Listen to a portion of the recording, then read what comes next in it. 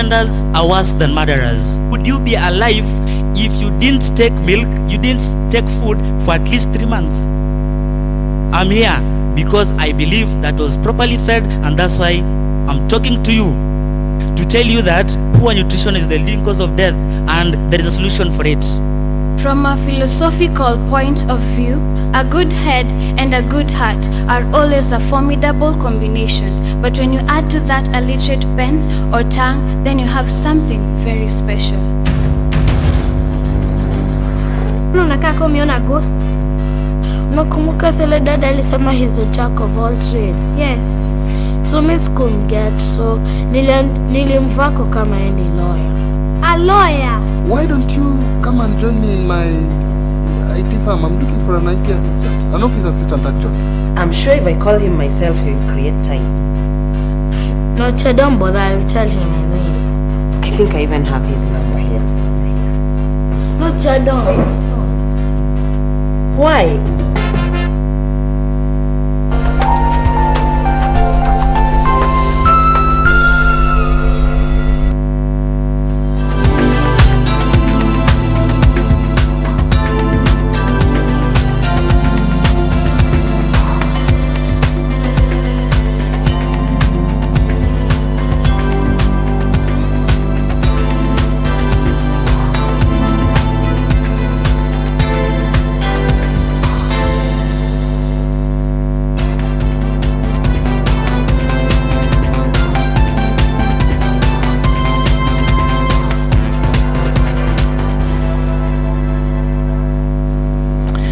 Very good afternoon to you and welcome to the news. My name is Victor Moyakane. Straight away, we start with our top story this afternoon, and President Uhuru Kenyatta has concluded his tour to the G7 summit with pledges from his host Prime Minister Justin Trudeau to support Kenya in its venture in the blue economy.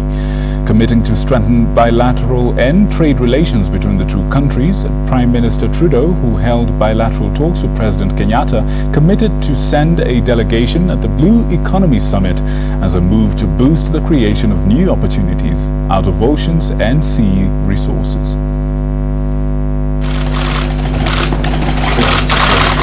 Please have a seat. President Uhuru Kenyatta wrapped up the G7 summit on Sunday with pledges from Canada to back Kenya's plans to tap into ocean resources and improve two-way investment.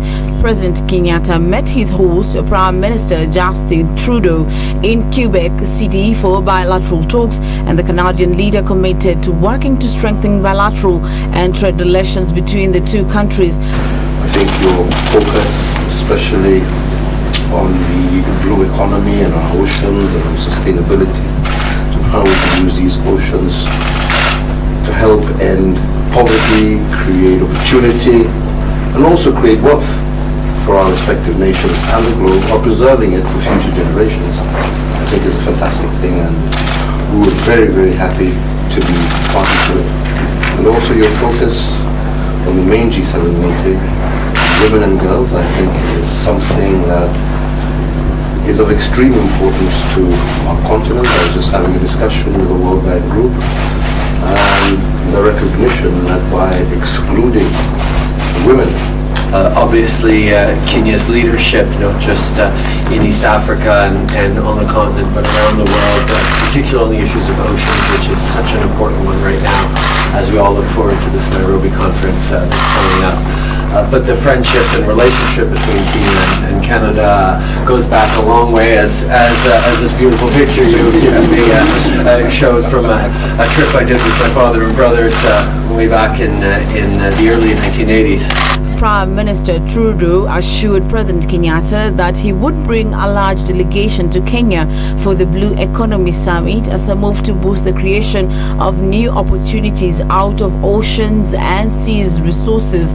But as we look at the President towards the future, I'm very, very much pleased to be with you here today. And of course, Welcome to Quebec. The two leaders discussed the increasing opportunities for investment in the blue economy and how those opportunities could be leveraged to promote industrial growth and create more quality jobs. Prime Minister Trudeau pledged Canada's continued support and partnership with Kenya, saying he was looking to further strengthen aid for the mutual benefit of the two countries. President Kenyatta hailed Prime Minister Trudeau's plan for Canada to offer $2.9 billion with the help of its G7 partners to fund education for the world's poorest girls and women. The president presented the Canadian leader with a sentimental gift, his picture when he visited Kenya as a young boy in the 1980s. Linus Moshigadi for Channel 1 News. Now, Baringo Senator Gideon Moi and Wiper Party leader Stephen Kalonzo are said to be negotiating for a pact that will see both of them team up for the run-up to the 2022 presidential elections. According to Tiaty Member of Parliament William Kamket, the duo will further loop in NASA co-principals Musalia Mudavadi of Omani National Congress and Moses Wetangula of Ford Kenya in strengthening their bid to ensure victory.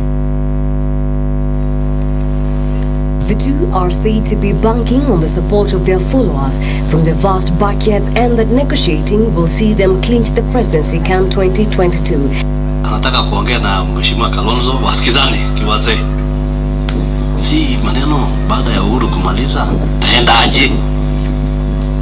Taenda Ukambani ama itakuja kwa huyo kijana ya Nyayo ama itaenda namna gani? Si tuongee tukae.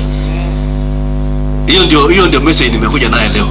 Speaking in Mwingi Central constituency, Tiaty Member of Parliament William Kamket noted the two announced to be eyeing the presidency had a long-forged work relation, both having been propelled to the political limelights by retired President Daniel Arap Moi. Unajua wote ni watoto wa Nyayo, si ndio? Kalonzo na Gideon wote ni watoto wa Nyayo. Nyayo ndio amewalea wote. Sasa lazima tuunganishe pamoja ili tuone vile tutaenda mbele. Kitui Senator Enoch Wambua said the duo will further bring in NASA co-principals Musalia Mudavadi of Omani National Congress and Moses Wetangula of Ford Kenya in strengthening their bid for victory. Ile tikiti ambayo itakuja kukomboa hii Kenya yetu ya uongozi at the top, hiyo tiketi ndani yake haiwezekani kama Stephen Kalonzo Musyoka yuko hapo ndani, kama Gideon Moi ayuko hapo ndani, kama Musalia ayuko hapo ndani, kama Wetangula ayuko hapo ndani. Rose Kikuo for Channel 1 Lunchtime News. In other news, a section of political leaders drawn from Western Kenya want the National Youth Service disbanded. The leaders instead say that the service of the institution should be devolved so that youth are engaged to offer services to their local populations. The leaders drawn from Western Kenya are calling for the NYS to be devolved to the counties as a solution against the massive graft that has ring-fenced the institution for years now. The leaders claim that the mega scandals have impeded the achievement of NYS's goals. Led by Vihiga Governor Wilbur Otichilo, Kakamega Senator Cleophas Malala, and MPs Ayub Savula of Malava, Ben Washiali of Mumias East, and Kimilili's Didymus Baraza, the leaders also called for stern action against all found guilty of corruption in the country. Tunaambia President, kazia hapo. Wale ambao wanahusika kwa ufisadi wawekwe ndani na tusiwe na msamaha. Na ufisadi sio ukabila, ufisadi ni mtu binafsi. Kwa hivyo mtu abebe msalaba yake. Kesho tukienda katika bunge, we suspend the funding of NYS mpaka tujue ni nani aliiba ile pesa nyingine kwanza, ndio tuwapatie pesa tena kwa hii budget. Mimi napenda tena kusema ya kwamba NYS ifutiliwe mbali, ivunjwe, kila county ikuwe na NYS yake, hiyo pesa ipelekwe kwa kila county, ikipotea inapotelea hapa Kakamega. Lakini mambo ya pesa ya NYS bilioni 20 inapotea ikienda Kirinyaga peke yake ama wapi, sisi yote tumekataa, na mimi kama senator nitaongoza mswada wa kudisband NYS ikuje katika counties zipate hizo pesa. Turudi chini tutafute kiini ya corruption mahali ilianzia, ili wale watoto wanaofuzu kutoka kwa shule zetu wasije wakatuaibisha sisi wa Kristo kwa kuendelea na wizi leo na kesho na siku ifuatayo. Na tunaomba serikali pamoja na bunge kwamba wale watu ambao wamefungwa kwa kufanya makosa kidogo kidogo wafunguliwe jela, waende wahudumie jamii, ili nafasi ya kuwafunga wale wafisadi wakubwa ipatikane na waingizwe ndani kabisa, wafungwe maisha.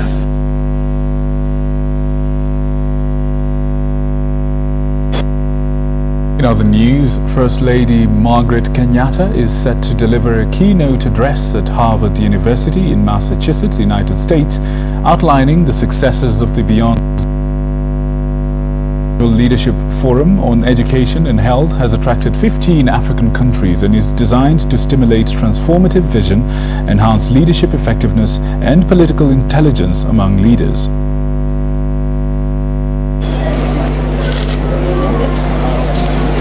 Lady Margaret Kenyatta, who is in the United States of America for official engagements, will on Monday address the annual Leadership Forum for Education and Health Ministers at Harvard University. The Harvard Ministerial Leadership Forum is designed to stimulate transformative vision, enhance leadership effectiveness, political intelligence, and execution capacity among ministers. The First Lady will outline the achievements of her Beyond Zero campaign and vision for a better nation. The Beyond Zero campaign, launched in January 2014, is an initiative to aid in the health problems of mothers and children around the country.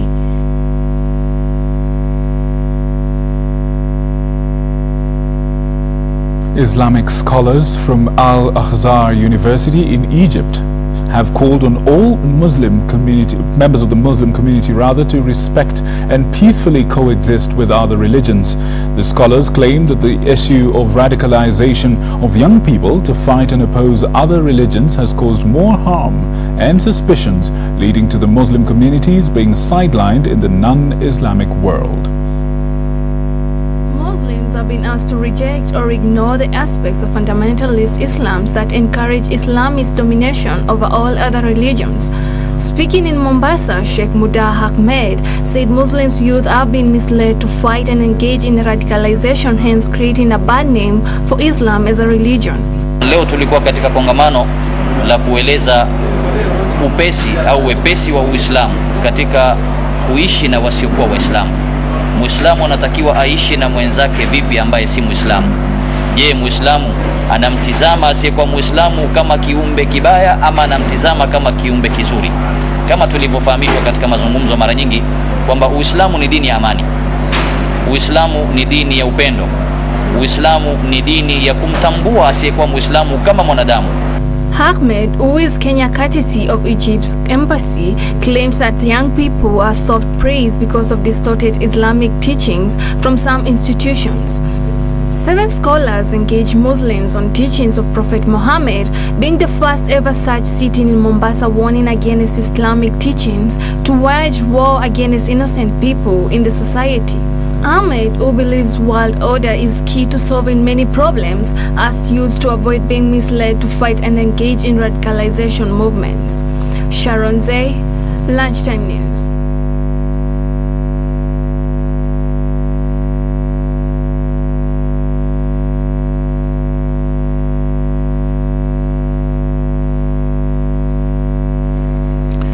Now, in other news, an operation to retrieve the wreckage of the ill-fated Fly-Sachs airplane that killed 8 passengers and 2 pilots at the Aberdare Forest has resumed. The Njambini Deputy County Commissioner Daniel Nyameti says that the team of investigators led by the Kenya Civil Aviation Authority have already assembled at the crash site to examine the remains of the airplane to discover what indeed happened. Of investigators led by the Kenya Civil Aviation Authority KCCA is currently combing the crash site of the ill-fated Fly-Sachs plane. The aircraft carrying 8 passengers and 2 pilots came down at the Elephant Peak of the Aberdares. No one survived the crash. Njabini Deputy County Commissioner Daniel Nyameti has confirmed that the operation to retrieve the wreckage of the plane has resumed. The area and routes leading to the wreckage, more than 13 kilometers away, are still being treated as a scene of accident and are out of bounds to the public until the wreckage is collected and investigations concluded. The scene has been secured by the Kenya Wildlife Service Rangers until the probe is complete. According to KCCA, the wreckage of the plane may determine what may have happened. Irene Mchuma Odim, the Lunchtime News.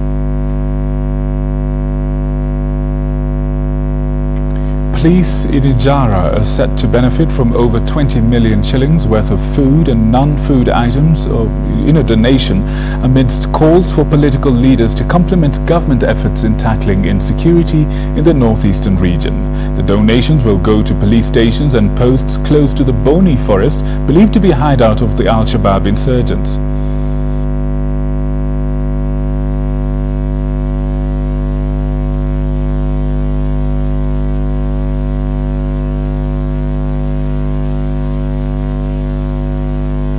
It is over 20 million worth and food and mosquito nets and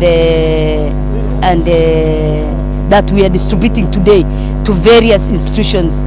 We had heavy rains all over. We have a lot of catchment of water, and there is a lot of mosquito breeding.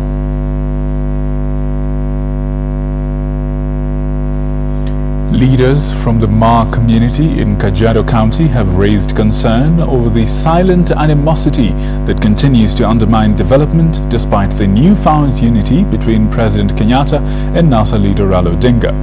During a Thanksgiving ceremony in Kitengela, local leaders called on the various rivals to unite and focus on service delivery to the people. Leaders from the Ma community have been aligning themselves according to clan and age set. During a Thanksgiving ceremony in Kitengela, it emerged that there is a lot of sabotage and infighting among leaders, a situation that has taken its toll on unity in the county. Environment Cabinet Secretary Keriako Tobiko termed the trend as worrying.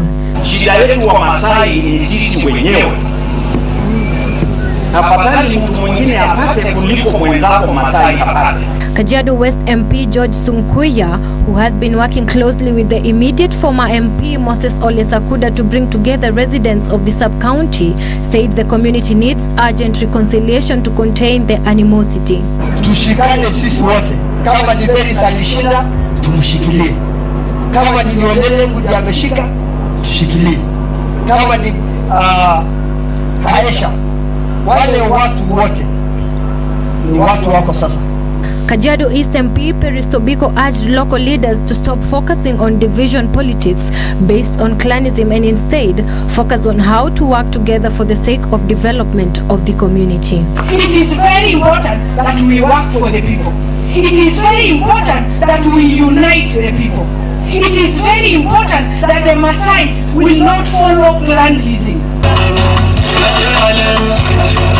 Brenda Gitonga, Lunchtime News.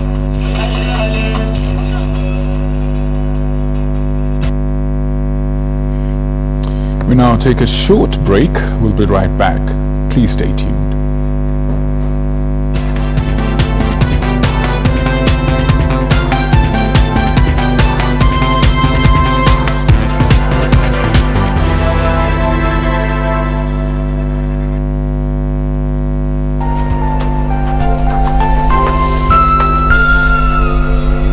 Unakaa kama umeona ghost. Nakumbuka zile dada alisema he's a jack of all trades. Yes. So mimi sikumget, so nilimvako kama any lawyer. A lawyer? Why don't you come and join me in my IT firm? I'm looking for an IT assistant. An office assistant actually. I'm sure if I call him myself, he will create time. No, don't bother. I'll tell him anyway. I think his number here. No, don't. Why? Pretenders are worse than murderers. Would you be alive if you didn't take milk, you didn't take food for at least 3 months? I'm here because I believe that was properly fed, and that's why I'm talking to you to tell you that poor nutrition is the leading cause of death, and there is a solution for it. From a philosophical point of view, a good head and a good heart are always a formidable combination. But when you add to that a literate pen or tongue, then you have something very special.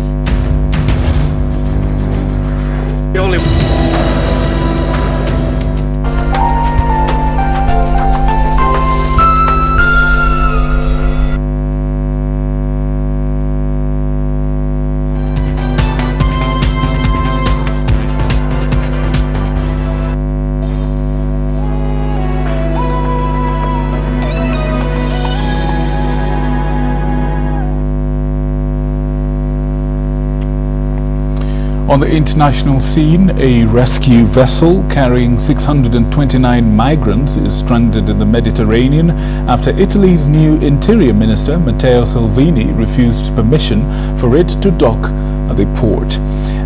Italy, of course, being the main entry for migrants crossing from North Africa to Europe. Reports indicate that the migrants in that particular ship were picked up in 6 different rescue operations off the coast of Libya. Matteo Salvini, leader of the right-wing league, said Malta should accept the Aquarius, but he was rejected. Malta says the German charity picked up the migrants in Libyan waters, which means they fall under Italy's jurisdiction. Italy is the main entry for migrants crossing from North Africa to Europe. The league promised voters during Italy's recent general election that it will take a tough stance on immigration. The migrants were picked up in 6 different rescue operations off Libya's coast. Many of the migrants were rescued in waters controlled by Libya, a common route for undocumented migrants attempting to enter Europe from sub-Saharan Africa. Some 400 were rescued by the Italian Navy, and among those saved and brought on board the Aquarius are 123 unaccompanied minors, 11 young children and 7 pregnant women. The minors are aged between 13 and 17 and come from Eritrea, Ghana, Nigeria and Sudan. North Korean state media have raised the possibility that the isolated country could establish a new relationship with the United States. It comes a day before North Korean leader Kim Jong-un meets US President Donald Trump for a historic session of talks. The comments mark a shift in tone from North Korea after decades of animosity towards the United States. The two leaders have had an extraordinary up-and-down relationship over the past 18 months. US President Donald Trump says he has a good feeling about the much-anticipated summit. Both leaders arrived for the talks, the first ever between a sitting US President and a North Korean leader in Singapore on Sunday. Trump tweeted on Monday morning that there was excitement in the air in the Asian country ahead of the summit. He hopes the meeting will kickstart a process that eventually sees Kim give up nuclear weapons. But North Korea's perspective has always been more opaque. The editorial in Rodong Sinam confirmed that Kim had traveled to Singapore to meet Trump and that they would establish a new relationship to meet the changing demands of the new era. For decades, the US has been a sworn enemy. There are even anti-American museums in Pyongyang, but the state is now trying to sell the idea of talking to what it once described as the incarnation of all sorts of evil, the empire of devils. In the English version, the summit is sold as a chance to realize the denuclearization of the Korean Peninsula and other issues of mutual concern as required by the changed era. North Korea has spent decades building up a nuclear arsenal at great personal cost. The editorial further says Kim Jong-un should tell his people why he is willing to negotiate.